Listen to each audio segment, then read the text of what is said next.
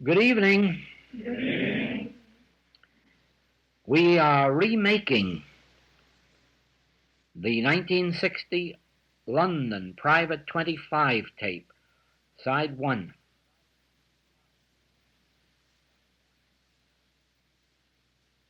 This time I am at a slight disadvantage because of the many years that you have been reading the message of the infinite way and hearing it, and more especially that you are familiar with the purpose of our groups that we call the 25.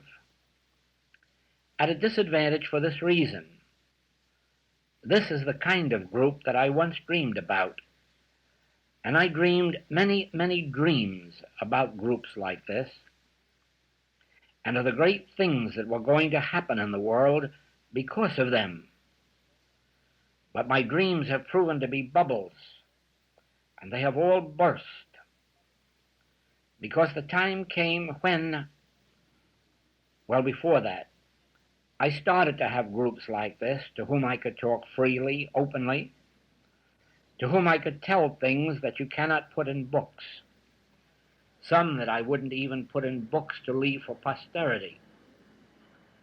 But those groups never panned out, and so I changed, and I would select individuals, here one, there one, where I found a readiness, a receptivity, a responsiveness, and thought, we'll do it this way. We will just have one here and one there.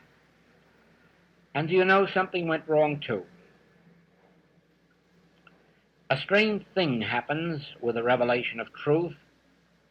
I wonder if you can really believe that the world doesn't want truth, and that we are a part of that world. We ourselves are part of the world that does not want truth. We want enough of it to overcome our pains. We want enough of it to overcome some lack or limitation, but not quite enough of it to make us give up our human sense of what constitutes good. Not quite enough of it to make us die daily. That is, not entirely dead. Just a little bit of dying is all right.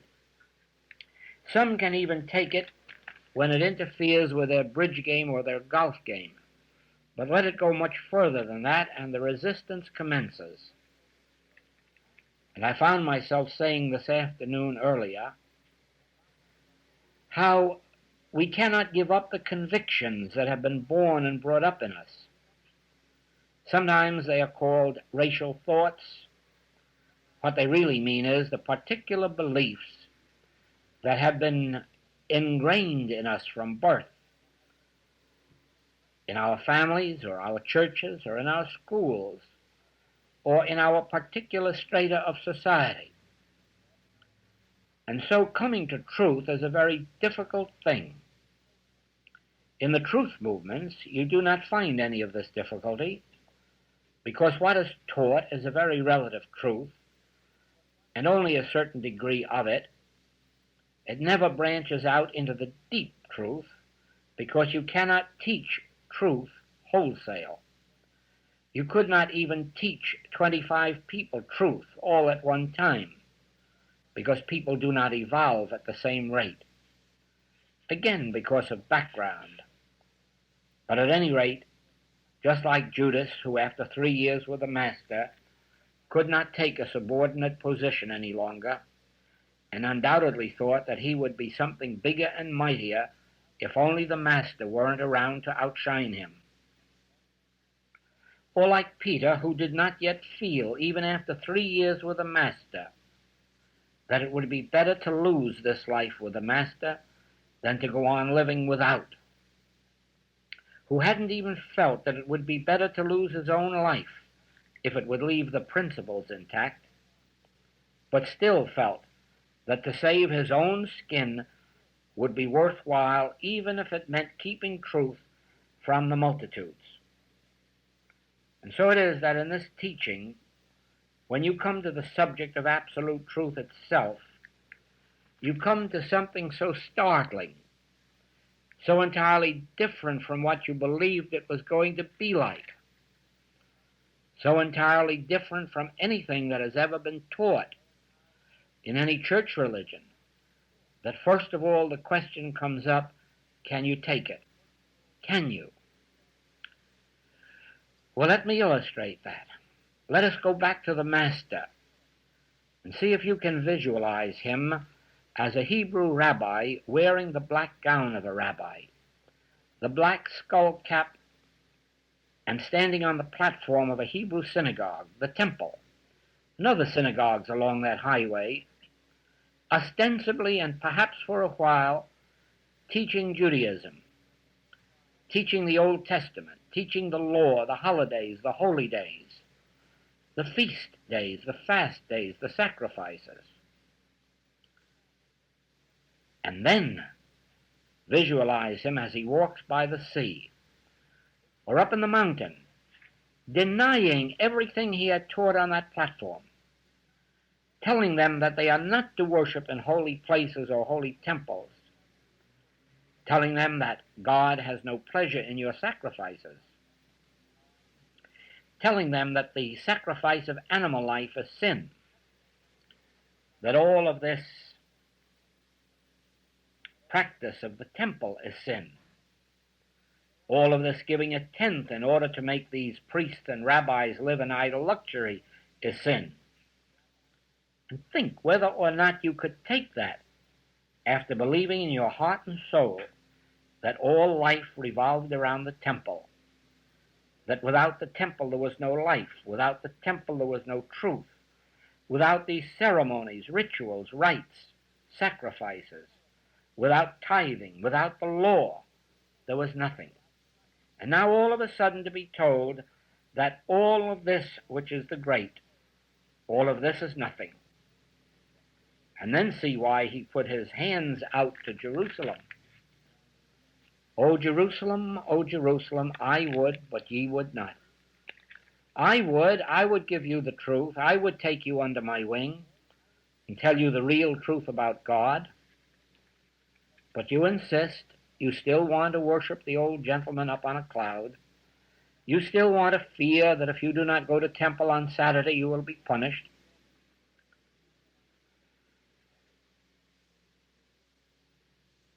And then you will see, or begin to see, how radical truth is, and how different it is than anything the churches teach. More especially when it first dawns in your consciousness that there is no God to pray to, that there is no use of appealing to a deity, that there is no use of looking up or out or in and asking God for something. When you begin to realize this, you will know why it has been said in literature, they have taken my Lord away. Why, yes, every truth teacher, every spiritual teacher has had that said to him. You have taken my God away from me. No, not your God. Your concept of God. But that's the same thing. That is the only God I have is my concept. What my mother taught me, what my Sunday school teacher taught me, what my minister taught me, that is the only God I have. And you're taking that God away. Yes. But he isn't doing much for you, is he? But then there's the next world. Maybe he'll do more in the next world, if only I deserve it. And so these old fears come up, these fears of discarding the old concepts of God, the fears of experimenting. Yesterday, I said, people fear to live and they fear to die. They are afraid to live for what will happen tomorrow, and afraid to die for fear of what they'll miss, or what will happen over there tomorrow. And why? Nobody should fear to live, even dangerously. And nobody would ever fear to die if once they knew God. If they once had an inkling of the fact that thou seest me, thou seest the Father that sent me, if they had any idea that this very I that I am walks, as it were, right out of this body, and keeps on being the I that I am, and keeps on being a combination of I and the Father.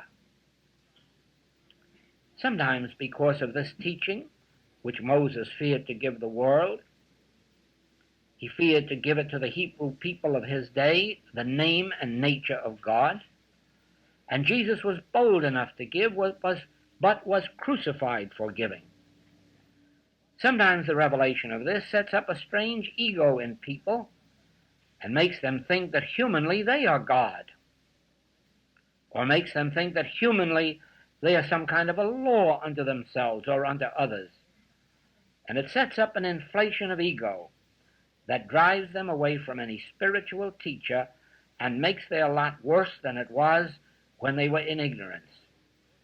Because at least when they were in ignorance, they were in total ignorance and did not know it. And now in their ignorance, and they have missed the way, and they know it.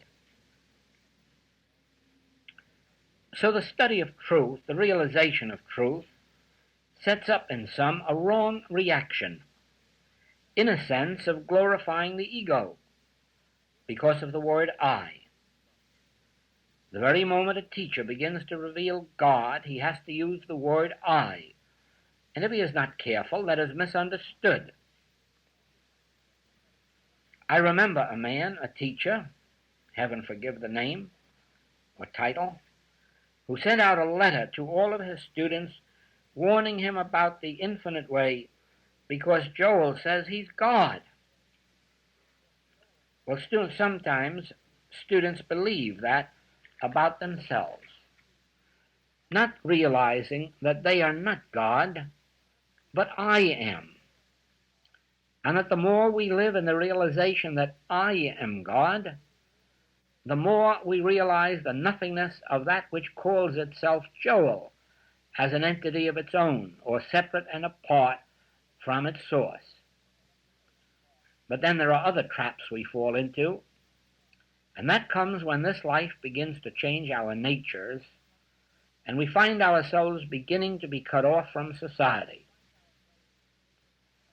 Of course, at that moment, we do not realize that we are going through a transitional period, and that once we have made the grade and become completely cut off from society, we are then going to be led into the companionship of those of our own spiritual household.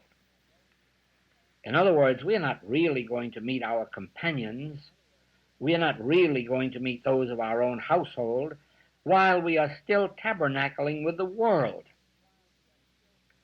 It is only when we have died to the world that all of a sudden, out of this universe, one person crosses our path and we recognize a kindred soul. Another person crosses our path and we recognize a kindred soul. But you see, if our lives are cluttered up with a lot of social friends and relatives, we are not free to enjoy the companionship of that 1, that 2, that 6, that 8, that 10 that eventually crosses our path. Nor are we free to make the journeys that are sometimes necessary to be in their company or to have them in our company.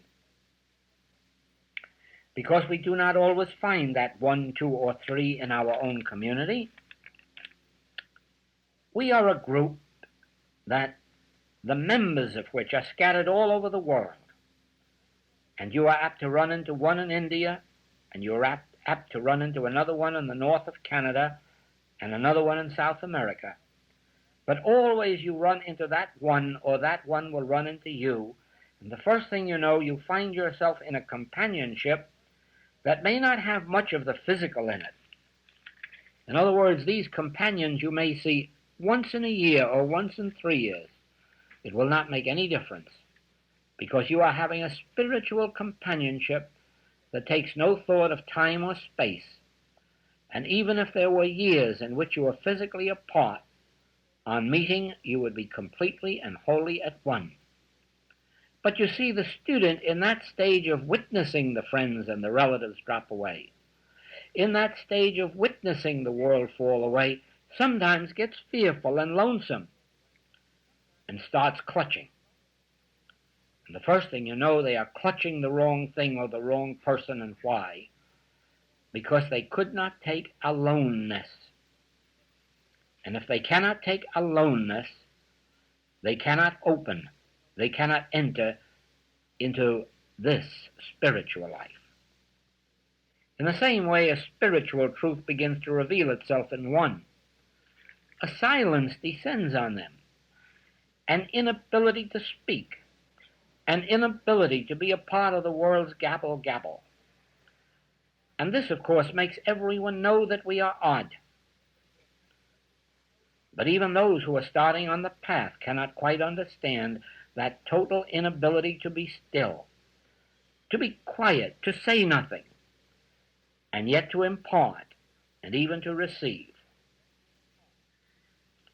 And so this too, which is a form of inability to stand aloneness, quietness, this breaks up many a student's progress on the way.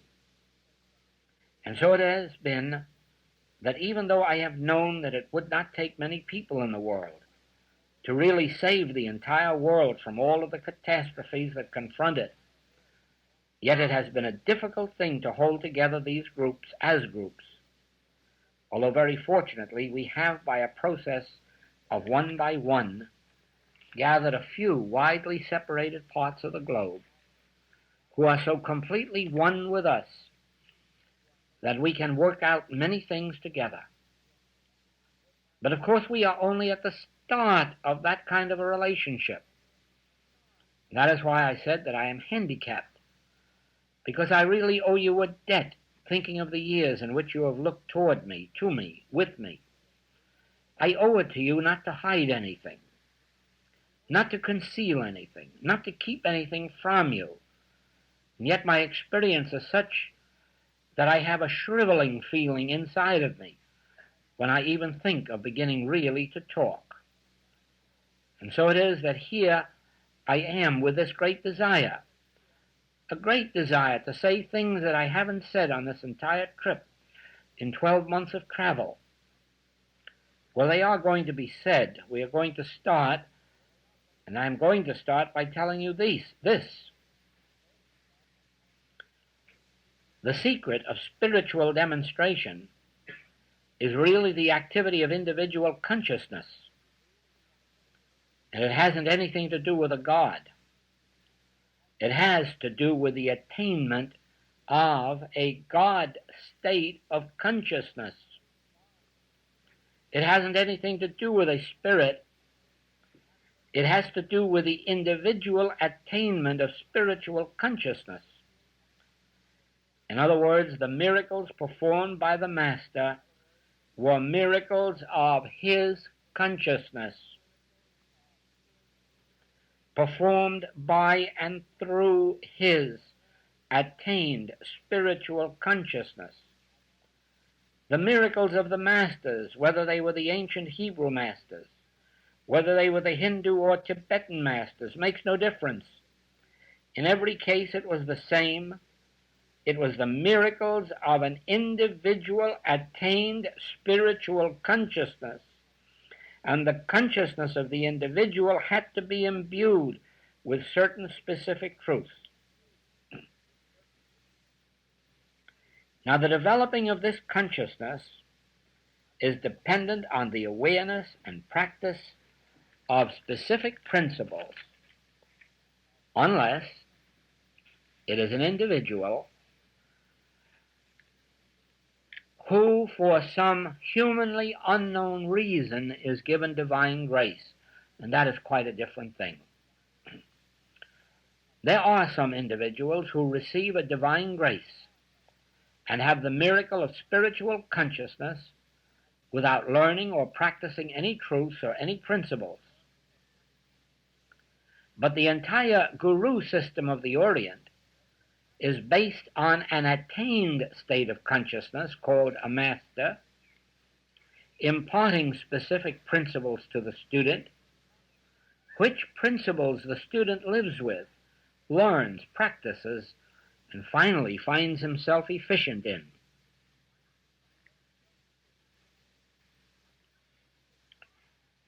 Let me tell you this experience that happened this morning.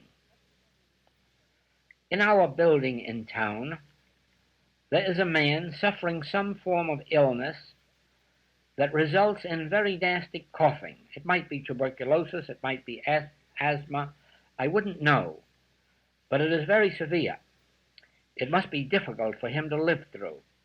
It is very difficult to listen to. And each time that I have been aware of it, I have given the man help and witnessed that it quickly stopped and remained at a stop for the rest of that particular time that I was there. But of course there was always the next time. But this morning he had another of these attacks, and it was very severe, and I found myself almost unconsciously beginning to know a truth. But instantly, just as quickly as I began to know that truth, the voice spoke and said, "What good is that going to do? All the truth in the human mind isn't power." And I stopped that short, and he stopped that short, and the rest of the day there hasn't been a sound from that man. Therefore, it wasn't any God outside who did something. It wasn't an appeal or prayer. It was a state of consciousness that knew enough to know that the human mind and its thought is not spiritual healer, and was able to be still enough to let that which is the transcendental consciousness or healer do its work. But we know what does it. The secret is how to attain that consciousness, how to come to that consciousness where the miracles can be performed without the individual egotistically doing it through taking thought, through his knowledge, through his wonderful statements of or powerful statements of truth. One thing that I have made clear on this entire trip, more especially because it has come to the surface through world work, through these things that are facing us in life, we are all conscious of the fact that there is far more danger from Russia than appears on the surface. We are all consciously aware of the fact that our government, your government, my government, is far more fearful than it lets on outside. But we are also aware of the fact that there are dangers in Africa, from North Africa to the tipmost south, that could erupt into a whole continent of disaster and enmesh the whole world. And we know that, even if those things weren't so, that we are faced with a growing danger just from trade unionism that could wreck the industry of any nation. And we know that if that weren't so, that we are all sitting on a cake of dynamite in the form of our currencies, that nobody has solved how to make solid. Actually, we have an awful lot of threats to the world, to our safety, our security, our peace of mind. And I do not think, more especially after the battle this week, I do not think we can have too much confidence that the United Nations or the League of Nations or men's agreements are going to solve them or settle them. And therefore mankind has consciously acknowledged correction. And whether mankind has consciously acknowledged it or not, or even if most of the worlds are in ignorance of it, this world is really faced with some dangers, with some problems that are almost insurmountable. And so this entire trip we have taken the world condition as a part of our treatment work. And I've tried to show that the principle that can change this entire situation, since it is not going to be changed humanly, the principle that can do it is this very principle of the recognition of the non-power of the human mind and its ambitions, its hopes, its fears, the constant recognition, thou couldst have no power over me unless it were given thee of the Father, the constant recognition of the fact, what did hinder you? There is no power out there. All power is within me. Now, I could say that in classes and yet not be able to convey or impart to them what I am saying to you, and that is, the responsibility is on your individual shoulders. In other words, starting with your personal problems, you are never going to solve them except in some way, in one way, and that is in your own recognition of the non-power of those problems, or of that which caused the problems. And that is where you have the opportunity of beginning with your personal problems. You may say there are some people who do not have personal problems, but that is not true. Every person in this world has a calendar, and that calendar is a very serious problem. That calendar is digging our graves. And we are not going to overcome it except in our ability to look the calendar straight in the face and say, who empowered you over me? What are those dates, those numbers up there, got to do with life, which is God? Does it say in Scripture? Yes, in Job, isn't it? Can the creature talk back to the Creator? Can the creature overcome the Creator? Why, no. A calendar is a man-made thing. And if a calendar is a man-made thing, how can it turn and rend its Creator? But it does. But it does so because of our ignorance, because of our not assuming jurisdiction over the calendar by realizing I created you, and I have jurisdiction over you, and I have jurisdiction over time and tide. I have jurisdiction over time, tide, weather. It is only in proportion as you come to the realization that everything that exists is creature. Everything that has form, outline, is creature. And then you come to the secret that cannot be told in public, not even in classes. I am the creator of that creature. I am. And that is why it has no jurisdiction over me. I am the creator of the creature. I created all that was made. It has not done the world any good to say that God made all that was made, because that left me off here somewhere, and it even made me a part of that which was made. But I was before Abraham was, and I will be with you until the end of the world. That you may not see me physically makes no difference, because I am not physical. I am spirit. I am consciousness. I am life eternal. And if only you can see that where I physically am will never bother you, for I will always be where you are, right unto the end of the world, right unto the end of time. I will be where you are, but since I am you, I can have you with me wherever I am by knowing that the I of your being is where I am, and we are inseparable and we are indivisible, and there does not have to be conversation between us. There is an area of consciousness which is an area of impartation, so that without speech and without thought, whatever is necessary to be imparted between us will take place.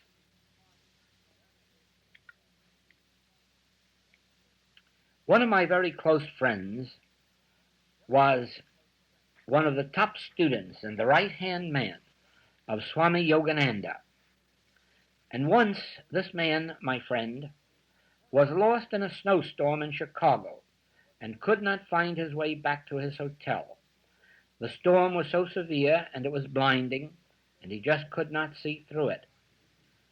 And of course, his teacher came to his consciousness. He reached out, teacher, teacher. And although his teacher was in California,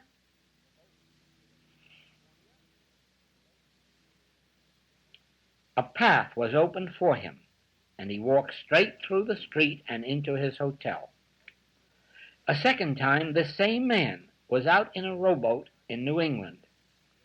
And they have very sudden storms there and very heavy seas. And a sudden storm came up and immediately took one of the oars out of the boat. And he was left with one oar and a heavy storm, and he could not get back. The storm was carrying him out to sea. And again he thought of his teacher, and instantly the boat turned in and against that heavy wind and tide and went right into the sand. You know, on both these occasions, the next time he saw his teacher said to him, "You had better be careful, getting yourself into so much trouble." Now, it isn't necessary to speak thoughts, to think thoughts, when two people are attuned.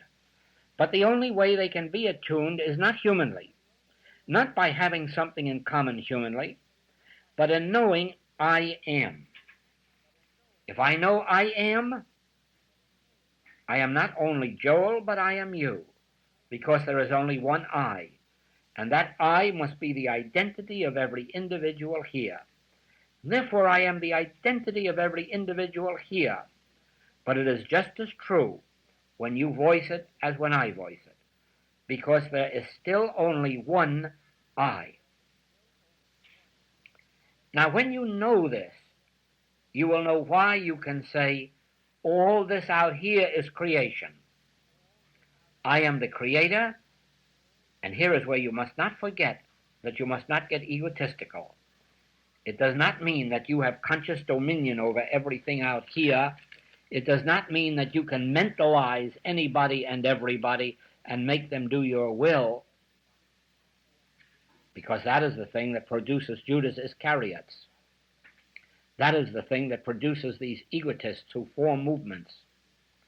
Once you know that I am, your dominion is not through thought or speech, but through silence. And you do not consciously know what you want and then go out and get it. You do not consciously know who you want and go out and control them. That is a form of egotism, and it is next to insanity. You only know the I amness of your being when you realize that all dominion lies in not having conscious dominion, in not having conscious control or domination. Ah, yes, that is what dominion becomes in the end, domination, when it is consciously exercised. But to know that since I is God, and I am, that very I am, I can be still and know that I am God. And then that I am has dominion over everything in the earth and beneath the earth and in the air above the earth and in the skies. Try to remember that the indulgence of human thought in the direction of control or dominion is domination. Egotism ends in tyranny and destruction, mostly self-destruction. Whereas to be still and know that I am God results in a divine presence going out there before you and making the crooked places straight and preparing mansions for you and drawing unto you your own. Many do not realize that in Burroughs' poem, Waiting, where he says, "My own shall come to me," they do not realize that Burroughs had attained a state of consciousness of absolute stillness and peace. And all that he had to do was be a beholder and watch it come. It isn't true of the human race that your own will come to you. Most people go through life frustrated because their own does not come to them. Their own companion doesn't come. Their own opportunity for service doesn't come. Their own opportunity for showing forth God's grace doesn't come. Why, most people go through life terribly frustrated, defeated, and probably tear up a couple of copies of Burroughs' Waiting and think, my own hasn't come to me. And it won't, except in being still and knowing that I am God. I would not be surprised if it wouldn't be better said, know that I am God, and then be still and let the awareness that the I of my being is omnipotence, omnipresence, and omniscience, then let it perform its work. Do you see why you cannot talk after this wisdom comes? Who could you say it to? And after you know this, what else would you like to talk about that is of any importance? And so when we speak of what is going on in the world, it isn't because of any interest in the event. The reason we speak of it is to try to turn the material seeming into the spiritual. Jesus said the reason he came to earth, that the kingdom of God may be established on earth.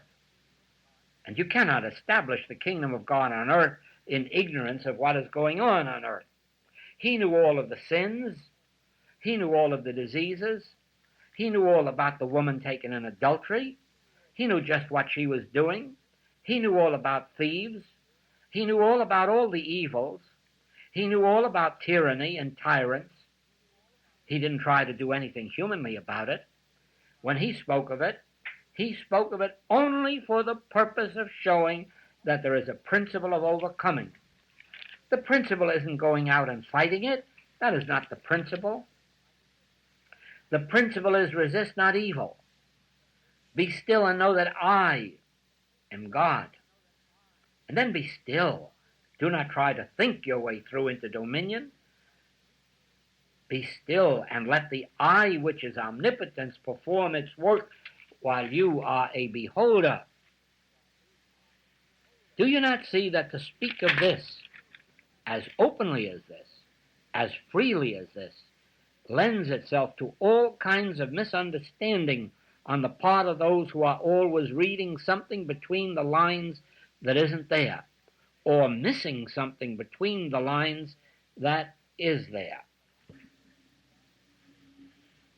To start on the path of mysticism, two things must be known beyond all doubt, must be practiced, understood, demonstrated.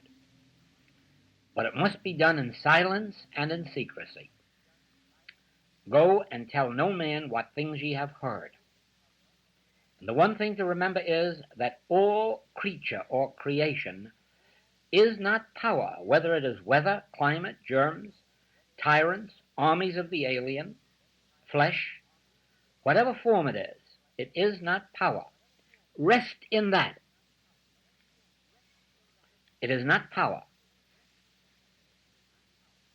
Do not fear it, and do not seek a power to destroy it. Revel in the realization of its nothingness, and then realize that that which is power, I am. Without taking thought, without consciously directing the mind to do something, without making up our mind how we'd like the demonstration to come out. Just realizing I. Just be still and know. To live consciously in the realization that I am God and that I can enjoy all creation because there is no evil in it, is to completely transform one's life. But to speak of it is to break the spell because it is boasting. It is setting up the ego. To speak of it to a living soul is to lose it, because one only wants to speak of it to show how much one knows, except in teaching. And you can be assured, anyone who knows this secret does not teach it indiscriminately and does not publish it broadly. Between the lines it can be detected, yes. As you read the Infinite Way writings now, you will say, he was telling us all that all of the time. That was no secret. But you could not see it there because God doesn't allow it to be written in electric lights. So God doesn't allow it to be spoken openly. The great question has been for many centuries whether Jesus did right in going out and preaching this on the hillsides to the ignorant. The great question has been for many centuries whether Jesus did right in going out and preaching this on the hillsides to the ignorant. Up to this time, no. Up to 100 years before his time, these things had never been told to the world. They were only revealed among the high priests in the religious world and in the monasteries and in the secret orders, those orders that led up eventually to the Masonic order. Schools of wisdom knew these things, but you had to go through 6 or 7 years of initiation before it was ultimately revealed what the secret was. But 100 years before Jesus, a spiritual teacher began to reveal it to the Hebrew people, and he was crucified for revealing it. And then 100 years later, Jesus either decided or was elected to carry on his work, appointed probably, to carry on his work, and he was crucified. And the question is, if someone went out and published this abroad today, if they wouldn't be crucified. Because human nature does not change. But to teach it in secret, as it was taught in those days, is the part of wisdom, because it is developing consciousness. You see, what you pray in secret is broadcast openly. So whatever secret truth you know in your consciousness, as long as you keep it secret, will appear outwardly as demonstrable form. What you do not keep secret will be like planting your seeds on top of the ground. The only excuse there is for voicing this ever is in teaching it, and the only safety is in teaching it in secret, where the consciousness that receives it is prepared to receive it and not throw it back in your face. It is a very painful process to voice a truth and have it wanged back at you from the audience. It is very painful, and that is why very few spiritual teachers have ever been known to have large followings. Or large following comes Sunday to hear them, but their innermost circle is always small, because they do not want to reveal this until consciousness is prepared to receive the seed. And you see what this is as I voice it, only a seed. It is a seed that is planted in your consciousness. If it is fertile consciousness, it will take root and it will bear fruit. If it isn't, it will wither. You see two major points. The creature cannot talk back to the Creator. All that we behold is the creature, and I am the Creator. And I, in being still,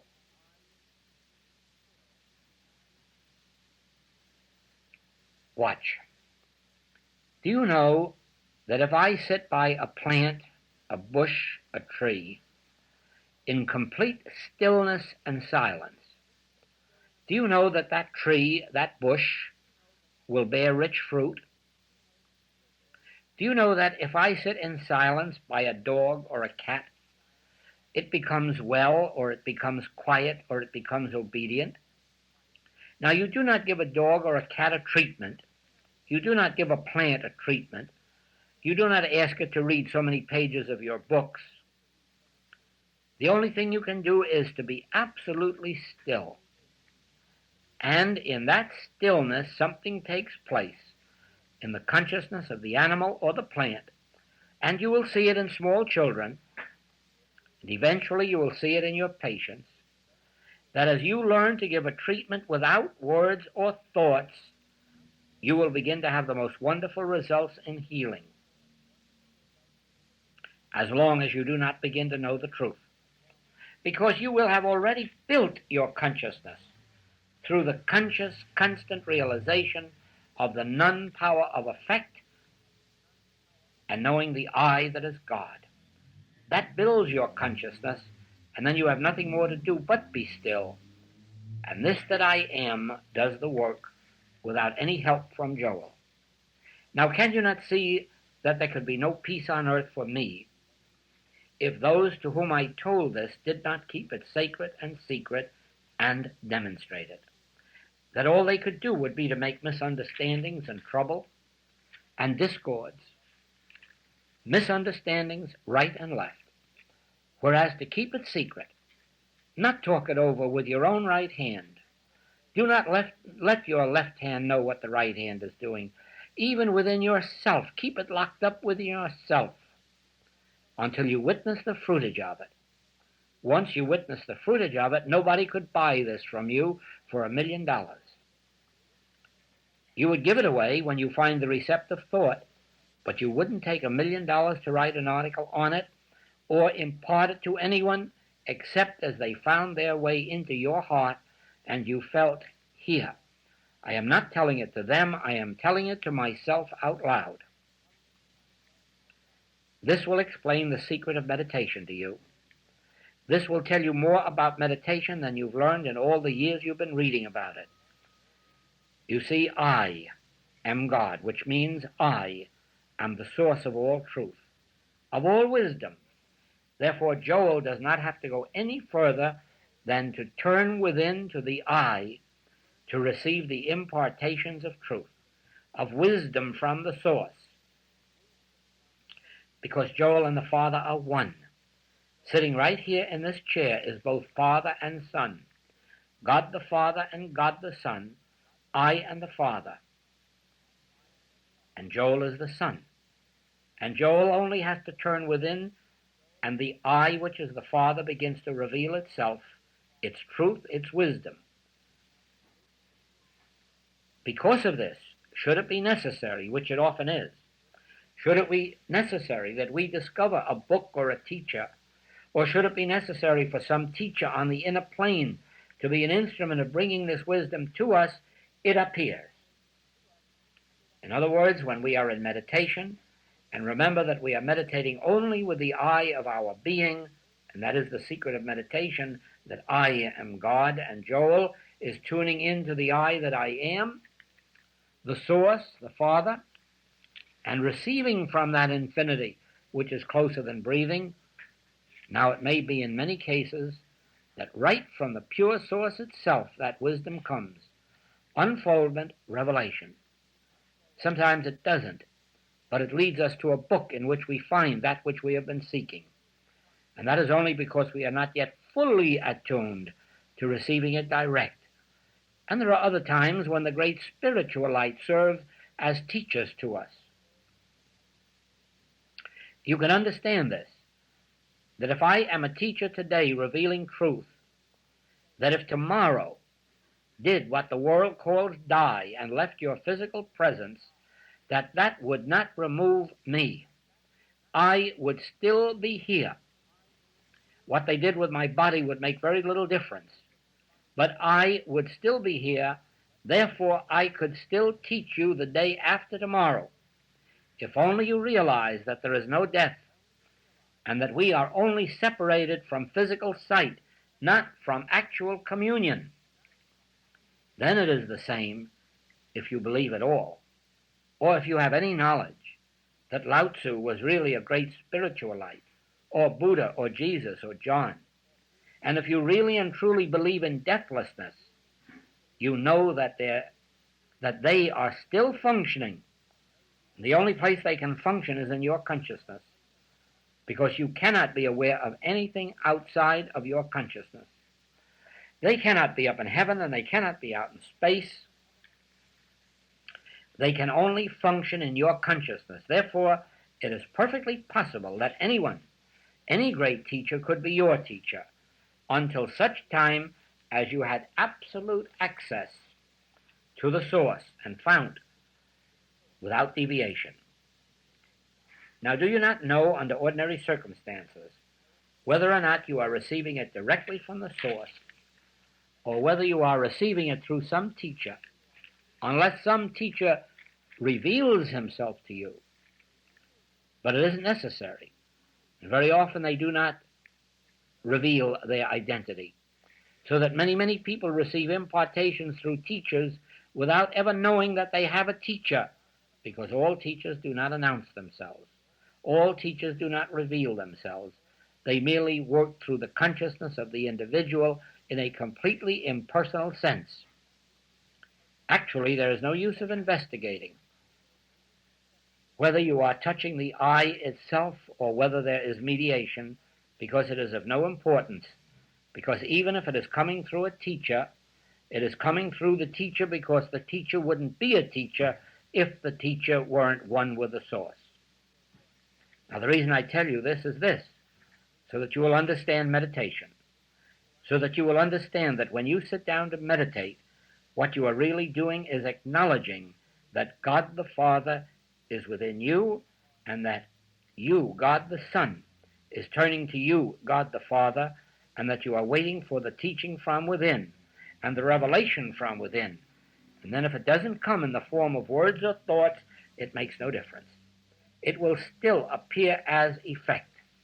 You may have no awareness that anything has taken place, but as long as you go on within, make yourself a state of receptivity, you can be assured that something is going to happen in the visible. And so you get to where you have no curiosity at all as to whether you get an answer in your meditation or whether you do not. As long as you know something is going to happen in the visible. In taking care of my mail, I have no possible way of knowing what is going to happen to a patient or to a student. Half the time, I do not even know what they want to happen. They do not always explain their problem. They merely ask for help, or they speak of it in such generalities that I know nothing about it. And so when I meditate, I am satisfied that I and the Father are one, and that I is the creator, maintainer, and sustainer, and that it is about its business. And then one person writes and says they got employment, and the other one writes and says they sold a piece of property, and the other one writes and say they had a physical healing. I have no knowledge of that. I do not enter humanly into the treatment. I do not give a treatment to a patient, and I certainly do not treat for a certain condition. I do not know anything about these things. I only know that I am God, not humanly nor egotistically. I do not have any human power over the errors of this world. I do not say like the disciples, I have power over evil through thy name. No, I do not have power over anything, good or evil. But I have, and in the absence of the activity of the human mind, in the absence of the activity of the human will and human desire, I may not even desire that a patient be made well. I may not even desire that they come to truth. I may only be still and know that I am God, and let that I do its work. And it does, whatever its name or nature. We have seen serious physical conditions met, and mental ones, and moral ones, and financial ones, and human relation ones, but not because of any human power or human wisdom, not because of any human control of people or circumstances, but by the opposite. Be still.